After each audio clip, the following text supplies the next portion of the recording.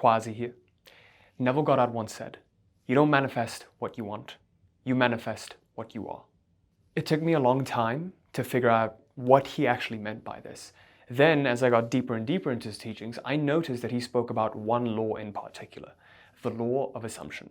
Now, the law of assumption states that whatever state of being that we reside in internally, that is what gets reflected externally. In particular, he highlighted the importance of learning to stay in the state of the wish fulfilled. Now, it's not just Neville Goddard that mentions the importance of this. Ancient Hermetic knowledge speaks of the law of correspondence, as above, so below, as within, so without. Even science is beginning to prove this. Your heart generates an electromagnetic field that radiates beyond your body. Your cells emit light, and quantum physics now shows that attention itself can bend outcomes. What's really happening? You're constantly broadcasting a signal, and only life can echo it back to you. Think about that for a moment. Reality doesn't respond to your effort or even your goals. It actually responds to the frequency that you hold moment by moment. Your efforts are futile if not backed by the right frequency. So in today's video, I'm going to share with you how to step into a frequency so strong and grounded that reality has no choice but to obey you. With that, let's get started. So to begin this video, I want to begin with a quote, and I want you to pay close attention to this. The quote goes, "Man must prepare for the thing that he has asked for, but he must be prepared for whatever happens." Okay? There's two parts to this. Man must continually prepare for the thing that he's asked for. Okay? But he must also be prepared in the instance that the worst case scenario or whatever happens. What do I mean by this, and why do I say this? Well, this morning I was reading a book by Florence Scovel-Shinn called The Game of Life and How to Play It. Many of you may have read this book. Now, there was always a conflict that I had because for me, preparing for the worst case scenario is actually a good thing. I've always believed that if you're prepared for the worst case scenario, it won't be as important. You won't be as attached to the outcome. You won't sabotage yourself, right? So for example, I like to use the trading example. When you enter a trade, you're taking a risk. You're risking the capital and how much money you are willing to lose to see if this setup or this trade works out, right? So worst case, you lose this much money. Best case, you make that much money, right? So you are risking for a reward. In life, everything works out a similar way. When you want to build a business, you're risking your time, your effort, and your money to try and build a business, right? So you're taking a risk. You're risking disappointing your family members. You're risking disappointing your friends. You're risking shame, right? You're risking embarrassment. So you're risking all of these things to get what you want. This is a trade. This is a transaction. Nothing in life happens without it because energy can't be created or destroyed. It can only exchange forms. There needs to be an exchange, okay? So when you invest in yourself and you put money and invest in yourself, what happens? The universe rewards you, right? So the world works like a mirror. Whatever you give, you receive. You risk, you get reward, right? That is also the Hermetic law. As above, so below. As within, so without. So a lot of people wonder, how can I get what I want? Instead, a better question to ask would be, how can I give the thing that corresponds in quality to the thing that I want? A lot of people think that if they want to make money in business, they have to find a way to get money. But the more you try to get money and try to make a sale, people feel your disingenuity or whatever the word is, and they feel that, this person is out to get something. However, if you freely give value, kind of like I do with these videos, I just share without any kind of expectation of return. I don't know what this particular video is going to bring to me. I just share what's coming up and how I can help people, right? And so when I share freely, what I find is that people inquire about coaching with me. They want to work together with me, right? And so then I attract the right kinds of people into my products and services, right? So I give value, and what I get in return is business, money, sales. So if you want to attract whatever it is that you want to attract, the only question, the main question you have to ask is, what can I give? What can I give not in order to get this, but what can I give that corresponds in quality to the thing that I want? And that's why you'll notice a lot of people when they start off, they talk about just going out there and doing the work for free because you gain experience and you also gain goodwill. People trust you. They know, like, and trust you. We live in a world right now where trust is at an all-time low. You see so many grifters on social media, putting up a facade, and it makes you lack trust. Like, who do I trust? Who should I trust? Who should I look up to, right? And so that's why I create this free content so that I can give you value up front. And I suggest you do the same if you want to be a business owner, creating a lot of value up front, okay? So going back to the quote, Man must prepare for the thing that he's asked for, but he must also be prepared for whatever happens. There's two main ways to stay in the frequency, okay? To create that unshakable frequency and actually stay in it. So here I have this person who has a particular frequency, and your frequency determines your predominant frequency determines predominant frequency. Your predominant frequency determines which sector of reality you are materializing. If my predominant frequency was, it is difficult to make money and the price of everything is high, there are always bills and I'm always afraid of money, then I will attract a reality in which that frequency is true. Okay? So whatever I reside in, 51% or more of the time, that is what I will attract into my reality. If I believe that I'm wealthy and I allow myself to accept it, a lot of you have trouble accepting wealth and accepting blessings because you've been taught as a kid that you need to work hard to earn your place under the sun. So you are not in this acceptance mode, right? It's difficult for you to step into your feminine energy, open yourself up and accept blessings and gifts, right?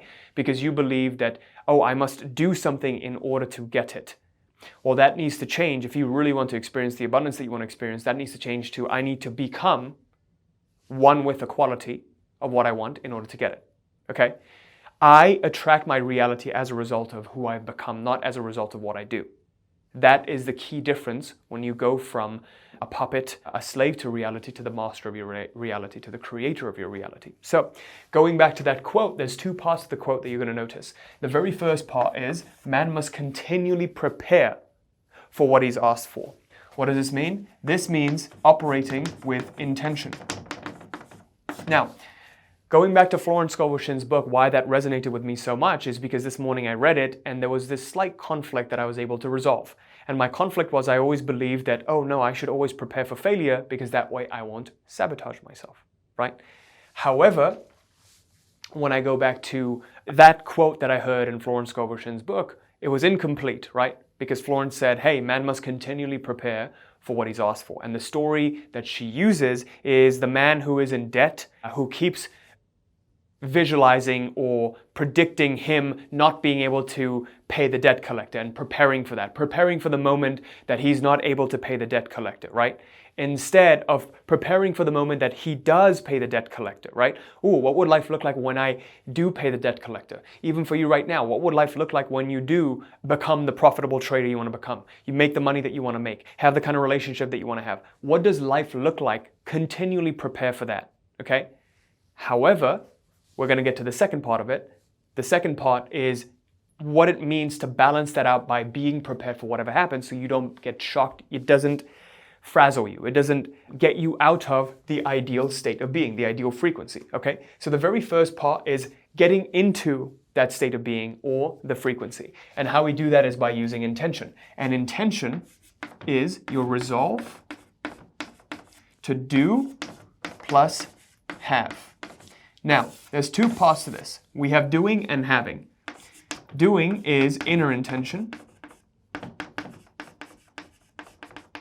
Having is outer intention. So, what do I mean by that? Ultimately, you want to have something, correct? You would like to experience the life that you want to experience. When we focus on how this thing, the thing that we want, gets achieved of its own accord without us interfering, without the petty intentional ego interfering and trying to manipulate things, then we get out of the way and we use a powerful force known as outer intention. I got this concept from a book called Reality Transurfing. I always fail to mention it, but you can check it out. It's one of the greatest books I've read on manifestation, on quantum physics, written by a Russian quantum physicist named Vadim Zeland.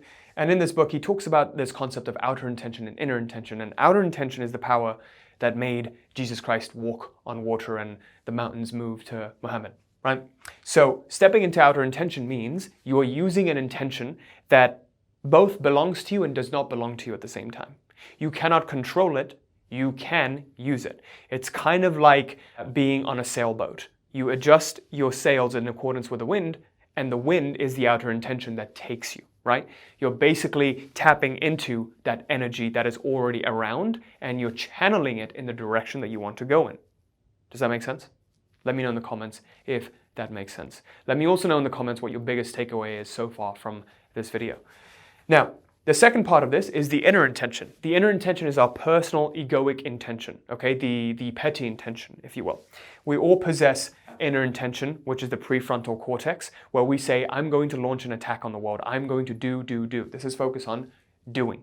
Now, this intention is also very, very important. Why?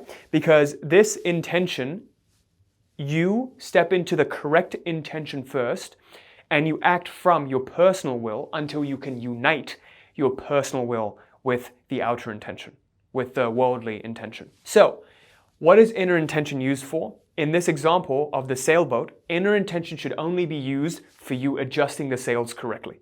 Okay? Do you see the difference? The wind will take the sails wherever it wants to go, but your job is to make sure the sails are set up and going in the right direction. Well, what would that look like in the instance of you wanting to build a business? Well, in the instance of you wanting to build a business, it would simply be you taking the right actions. If your intuition tells you to make content, then you make content. And if your intuition tells you to invest in a mentor, then you invest in a mentor. All the while visualizing and focusing on how the goal gets achieved of its own accord. Okay? And how you do that is by visualizing. You visualize your ideal life where you have the business and you're doing what you want, and life shows up in the way that you want it, right? What an ideal day in your life looks like. That is important, okay? So inner intention should only be used to adjust the sails, to put one foot in front of the other, act dispassionately, and move towards your goals. Inner intention is used to receive your goals, basically. So it's kind of like, you want to manifest a Ferrari, well, you have to go to the dealership, right? You have to go to the dealership first. You have to put one foot in front of the other, go to the dealership, right? Test drive the Ferrari that you want to drive, right? And then other steps will show up when you are ready to receive it, right? Inner intention allows you to put one foot in front of the other, walk on uncharted terrain, and as you keep walking on uncharted terrain, it gets clearer and clearer. And then when the time is right, outer intention will pull you. It will come meet you halfway to give you what you want. Okay? Now, that is the first part of the quote, which is we must continually prepare for what is wanted. The second part of the quote is a concept called coordination, which is we must also be prepared for whatever happens. Now, I believe this is one of the most important parts that most people completely forget, because they never consider the failure scenario. The failure scenario is important to be considered only because once you get into full acceptance of failure, you no longer feel this up and down in your internal state, right? So an example I can give you is a trader who is risking a lot more than he is willing to lose. He's going to feel an up and down in his state of being. He's going to feel anxious, or she's going to feel anxious when the trade gets into drawdown, right? When you start losing money, when you go in the red, because you've risked more than you're willing to lose. And so it'll be a lot more stressful, and your heartbeat will speed up. All of these things that you don't want to happen will begin to happen because you have taken a risk that you shouldn't be taking. It's an oversized risk. You weren't willing to lose that, okay? So coordination is simply learning how to manage your internal state and keep your internal balance. All around us, there are these things called pendulums, and Vadim talks about this. Pendulums are trying to extract our energy. They're trying to keep us in three main states: fear, anger, and pride. Okay? Fear, anger, pride. Why? Because these are the most powerful states in which they can take advantage of us, right? How many people have committed terrible acts of violence in the name of pride? How many people have done crazy shit out of a state of fear? How many people have done crazy shit from anger, right? So all of these things happen because you are stuck in these three negative states of being, which is anger, fear, and pride. Now, what coordination does is it keeps you in your internal balance. The only way these pendulums can take advantage of you and get you in anger, in fear, and pride is when you fall unconscious. As soon as you fall unconscious, you lose your internal balance. Your inner guardian is not awake and aware. You fall prey to an influence of the pendulum. How many times have you reacted from a place of anger and you just didn't know why you did that? Like after the fact, you were like, oh, why did I just do that? I totally lost my cool, right? Even Florence talks about this. The only way for you to control your reality is by first controlling yourself. You can't influence your reality if you can't even influence yourself, right? So coordination allows us to stay internally balanced. So what is coordination? Simply put, it is reducing our importance. One of the greatest ways for you to reduce your importance is to be prepared for any failure scenario. Okay, so when you take a trade, you're prepared for the trade not going your way and you're losing money. When you start a business, you're prepared for the business failing and you have a plan B. So one other thing to help you lower importance is actually having a plan B. Now, the difference here is we are continually preparing to succeed, but we are prepared in the instance of failure. What does that mean? We're spending 51% or more of our time preparing for success, and less time, 49% or less, being prepared for failure. Once you're prepared for failure, you're already done. Do not dwell on it. There's no need to dwell on it. Just continue moving forward. In my instance, when I quit my job to start my business, I made sure to get my degree first because worst case scenario, I can always go back to a job, right? I can always go back to a 9-to-5 job because I have my degree. I have a very good engineering degree. I didn't drop out. That was my appetite for risk. Your appetite for risk may be completely different. Only you will know the answer to that because internally you won't feel shaken up. Like if I were to drop out of college, I would feel internally that that was the wrong decision to make, right? At least let me finish my degree and then I can work on my business, right? For you, that might be completely different. For you, you may even want to drop out of high school. I have students, clients of mine who have dropped out of high school, gotten sales jobs, made 40K a month, started trading and started making 60, 80K a month becoming a trader, right? So these things happen because you have your own appetite for risk and you're living in accordance with your own credo. Don't let anyone tell you what to do and how to live. Don't let me tell you what to do and how to live. Only you know the answer to that. I can only give you the principles through which you can choose and make a better, more informed decision. Okay? So one of the best ways to coordinate, there are many ways to coordinate, but one of the best ways to coordinate is by lowering your importance by having a plan B. If plan A doesn't go according to plan, what is plan B? What is my fallback option? Okay, you know that, you're confident in that. So that gives you more confidence, lowers your stress, and makes you stay internally balanced so you can pursue your intention fully. Okay, so that is all for this video. I hope you found this helpful. Please leave me a comment. Let me know what you thought of this, your biggest takeaways. I love hearing from you what your takeaways are, what you're learning, and it helps us make better content. If this was helpful to you, please share this with a friend so they may benefit from this as well. We're trying to reach as many people as possible with this message. Also, I have made an accompanying video on frequency right here. All you need to do is click right here. It is going to take you to the next page and teach you the process of identity shifting, the ultimate way for you to stay in the ideal state of being in the ideal frequency. So I'll see you in this next video right now. Thanks.